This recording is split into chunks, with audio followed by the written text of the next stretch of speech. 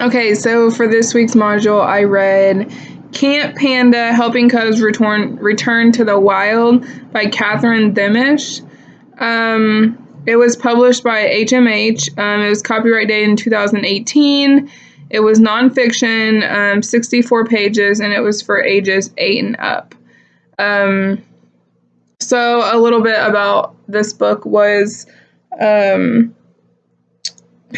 There was like 23,000 pandas roaming over, I think it's 200,000 or 1,000 years ago. And within 40 years, more than 50% of the pandas were already disappearing. So they decided that they had to do something about this, and it was because of us. They were disappearing because of the humans. Because of poaching, habitat destruction, pollution, human overpopulation, and global climate change. So now we said we needed to do something. So they jumped in, and this is in native China.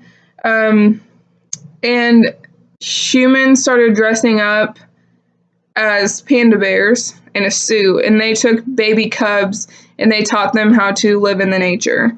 And then they would set them free, and they would now know adapting how we taught them to by what we had done. So we were teaching them how to live the life we have created for them, and set them free, and they were living. So we have made a huge comeback since then, but we definitely were declining their population very rapidly. A lot of efforts did not succeed. So I think the biggest one that they put on there was, us dressing up as panda bears or whatever, and helping them live that life.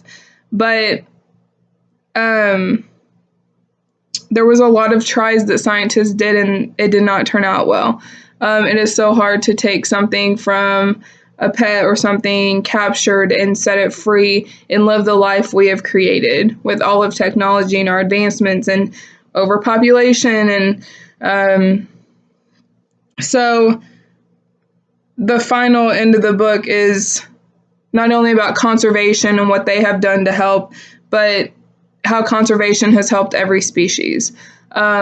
Because we're like, oh my gosh, this is terrible, right?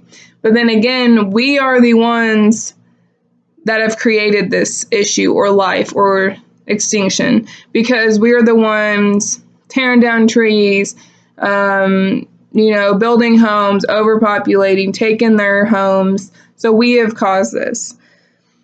I thought this was a good book for when it just teaches you about panda bears, and I think it teaches you to have respect for our environment. That's what I got from it, and I think that's what I would push my students to learn from it.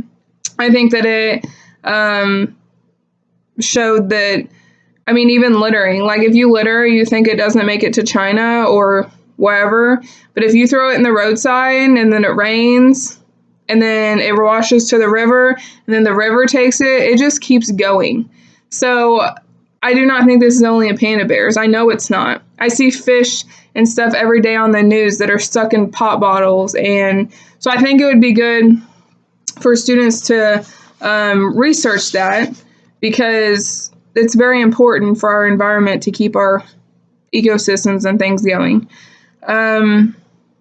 So yes, for their assignment or activity, I would have them research and provide examples of what we're doing, how it's hurting them, and how we can change to make all that better. And then afterwards, I would have them make a poster board about panda bears and why we are hurting them so bad, and what we can do better to adapt to their lifestyle instead of killing them because they can't adapt to ours. So, another very good learning book.